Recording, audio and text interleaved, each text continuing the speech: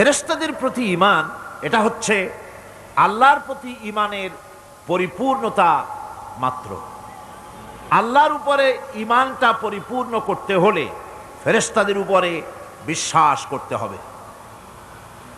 এর উদ্দেশ্য শুধু ফেরেশতাদের উপরে স্বীকৃতি দানই নয়, বরং প্রকৃতপক্ষে এই বিশ্ব ব্যবস্থায় তাদের স্থান কি এটা জেনে নিতে হবে।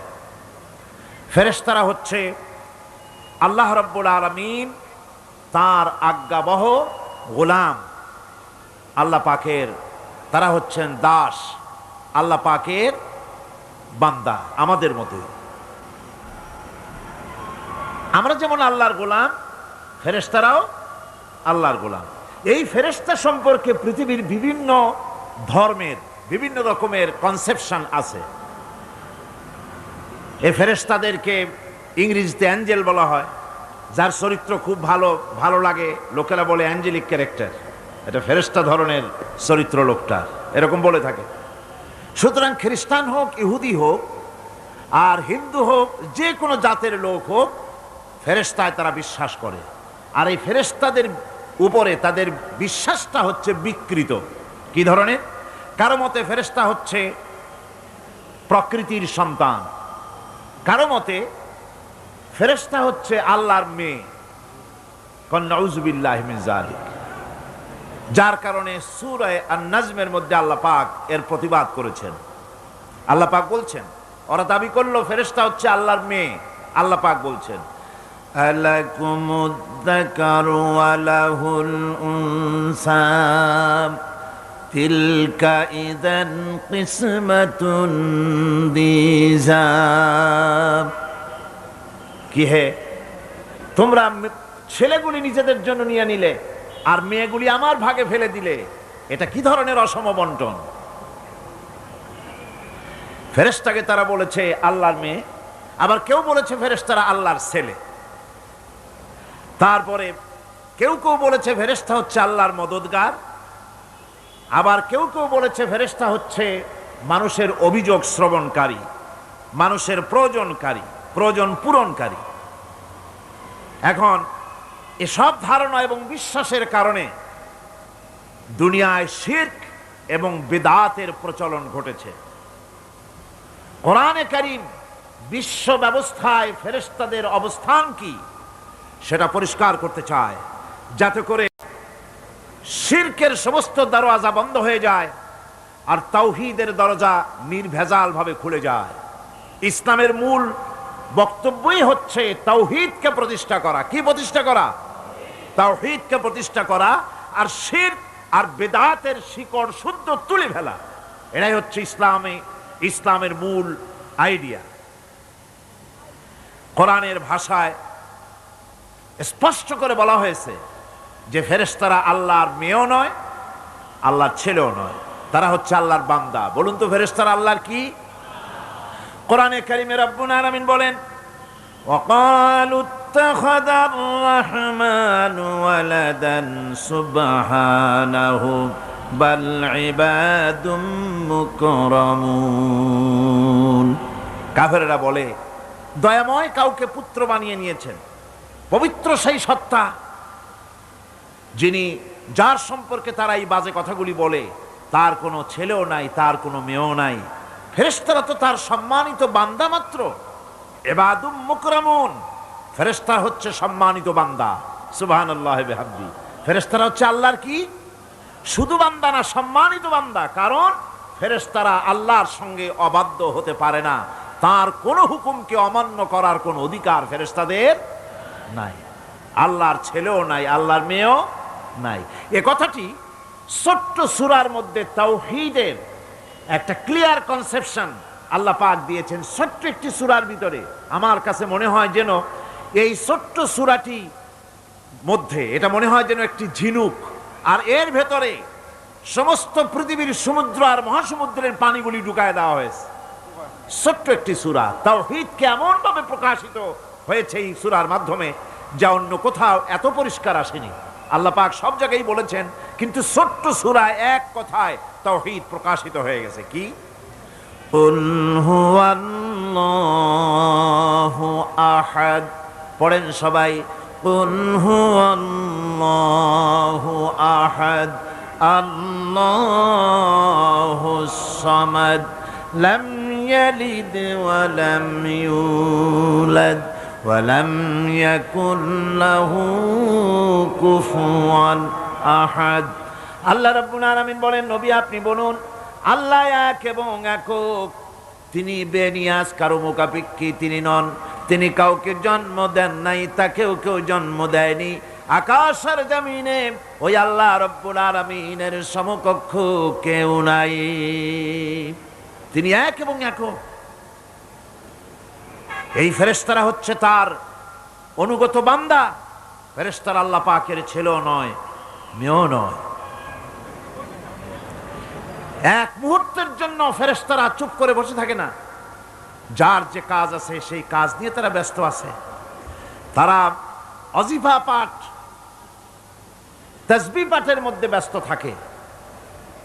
অগণিত অসংখ্য ফেরেশতা, কেউ তো সেজদায় পড়ে আছে, কেউ রুকুতে পড়ে আছে, কেউ নামাজে দাঁড়ায় আছে, কেউ তো তাসবিহ পাঠ করতেছে। কোরআনে কারীম বলছে, ইউসাব্বিহুর রা'দু বিহামদিহি ওয়াল মালাইকাতু মিন খিফাতিহি। আল্লাহ পাক বলেন, বিজদি প্রশংসার সাথে আল্লাহ পাকের গুণকীর্তন করে, আর সমস্ত ফেরেশতারা আল্লাহকে ভয় করে ভীতির সাথে আল্লাহর তাসবিহ পাঠ করতে থাকে। সমস্ত ফেরেশতারা আল্লাহর তাসবিহ পড়ে। আপনাদের মনে আছে, আল্লাহ পাক যখন হযরত আদমকে সৃষ্টি করবেন বলে বললেন, ইন্নী জাইলুন ফিল আরদি খলিফা, ফেরেশতারা বলেছিলেন, নাহনু নুসাব্বিহু বিহামদিকা ওয়া নুকাদ্দিসু লাক, আমরাই তো তাসবিহ পড়ি, আমরাই তো আপনার হাম পড়ি, আপনার তাসবিহ পড়ি, সবকিছুই তো আমরা করি, পবিত্রতা ঘোষণা করি। এর দ্বারা প্রমাণিত হয় ফেরেশতারা সার্বক্ষণিকভাবে আল্লাহর তাসবিহ পাঠের মধ্যে তারা রত আছে। সব সময় আল্লাহর জিকির আজগারের ভেতরেই তারা ডুবে আছে। ওয়ালাহু মান ফিস সামাওয়াতি ওয়াল আরদি ওয়া মান ইনদাহু লা ইস্তাকবিরুনা আন ইবাদাতিহি ওয়া লা ইস্তাহসিরুন। আসমান এবং জমিনে যা কিছু আছে এবং তার কাছে যা কিছু আছে সব আল্লাহর তাসবিহ পাঠে নিরত আছে। আর ফেরেশতারা তো বন্দিগি করছে আল্লাহ পাকের, আর কখনোই তারা অবদ্ধচারণ করে না, আর কখনো তারা আল্লাহ পাকের জিকির থেকে, তাসবিহ পাঠ থেকে তারা ক্লান্ত হয় না। আল্লাহ পাক তাদের সম্পর্কে আবার বলেন, ইউসাব্বিহুনাল লাইলা ওয়ান নাহারা লা ইয়াফতুরুন। এই ফেরেশতারা রাত দিন তার প্রশংসায় পড়ে থাকে, কখনই শৈথিল্য প্রদর্শন করে না, কখনই আল্লাহর জিকির থেকে, তাসবিহ থেকে তারা বিরত থাকে না। এ ধারণার মধ্য দিয়ে কোরআনে কারীম মানুষকে স্পষ্ট করে বলছে যে ফেরেশতারা হচ্ছে আল্লাহর গোলাম, আল্লাহর বান্দা। তারা তোমাদের প্রয়োজন পুরা করতে পারে না, তারা তোমাদের ভাগ্যের কোনো উন্নতি করে দিতে পারে না, তারা আল্লাহর ছেলেও নয়, আল্লাহর মেয়েও নয়, এরা হচ্ছে আল্লাহর বান্দা। এই ফেরেশতাদের মাধ্যমে আল্লাহ রাব্বুল আলামিন আরেকটি কাজ নিয়ে থাকেন, তা হচ্ছে নবী এবং রাসূলদের কাছে এই ফেরেশতার মাধ্যমে আল্লাহ পাক বাণী প্রেরণ করেন। নবী রাসূলদের কাছে বাণী আনে কারা? আল্লাহর ফেরেশতা। এ কারণেই তাদের মাধ্যমে আল্লাহ পাক নবী রাসূলদের কাছে আল্লাহর বাণী পাঠান, যে এই ফেরেশতারা ওই বাণীর ভিতরে কোনো রকম হ্রাস বৃদ্ধি করে না, তারা আল্লাহর অবাধ্য নয়, ওর মধ্যে তারা বাড়ায়ও না, তারা কমায়ও না, কোনো ক্ষমতা তাদের নাই। কোরআনে কারিমে আল্লাহ পাক বলছেন, ইন্নাহু লাকাউলু রাসূলিন কারীম ذي قوة عند ذي العرش مكين مطاع ثم أمين। নিঃসন্দেহে এক সম্মানিত বার্তাবাহকের বর্ণনা, এক ফেরেশতার বর্ণনা। আরশ অধিপতির কাছে তিনি সম্মানিত। জিবরাইল আলাইহিস সালামের কথা বলা হচ্ছে। হযরতে জিবরাইল আমিন তিনি আল্লাহর কাছে সম্মানিত, অনুগত এবং তিনি বিশ্বাসী। আল্লাহ পাকের পক্ষ থেকে তিনি বাণী বহন করে নিয়ে আসেন, আর এর ভিতরে কোন রকম হ্রাস বৃদ্ধি করার কোনো ক্ষমতা ফেরেশতার নাই। আল্লাহ পাক বলছেন, ওয়া ইন্নাহু লাতানজিরু রাব্বিল আলামিন নাযালা বিহির রূহুল আমিন। নিঃসন্দেহে এটা হচ্ছে রব্বুল আলামিনের পক্ষ থেকে অবতীর্ণ করা কিতাব, যা নিয়ে বিশ্বস্ত আত্মা অবতরণ করেছেন, অর্থাৎ হযরতে জিবরাইল আমিন। আল্লাহ পাক তাকে বিশ্বস্ত বলেছেন, শাদীদুল কুওয়া বলেছেন, প্রচন্ড ক্ষমতা তার, আল্লাহ পাক বলেছেন। এর থেকে জানা গেল যে ফেরেশতাদের প্রতি ঈমান শুধু আল্লাহর প্রতি ঈমানের জন্যই নয়, বরং কিতাবের প্রতি, নবীদের প্রতি ঈমান আনার জন্য ফেরেশতাদের প্রতি ঈমান আনা জরুরি। ফেরেশতাদের উপর ঈমান আনা কি জরুরি, অত্যন্ত জরুরি। ফেরেশতাদের উপর তৃতীয় আরেকটি কারণে ঈমান আনতে হয়, সেটা হচ্ছে আল্লাহ পাক তাদের মাধ্যমেই কাজগুলি করে থাকেন। ফেরেশতারা হচ্ছে আল্লাহ পাকের রাষ্ট্রীয় কর্মচারী, আল্লাহ পাকের স্টাফ। তাদের মাধ্যমে আল্লাহ বৃষ্টি, কোথাও বৃষ্টি দেন, কোথাও রহমত পাঠান, কোথাও গজব দেন, কোথাও ভূমিকম্পের সৃষ্টি করেন, কোথাও জলোচ্ছ্বাস, কোথাও ক্ষুধা, কোথাও দারিদ্র ইত্যাদি। পৃথিবীর ভিতরে আযাব, গজব, শান্তি যা কিছু আল্লাহ পাক করতে চান, এই ফেরেশতাদের মাধ্যমেই তা করে থাকে। এক কথায় ফেরেশতারা হচ্ছে আল্লাহ পাকের রাষ্ট্রীয় কর্মচারী। এই কথা এভাবেই বিশ্বাস করতে হবে যে ফেরেশতারা কখনো অবাধ্য হয় না, অবাধ্য হওয়ার কোনো ক্ষমতাই তাদের নাই।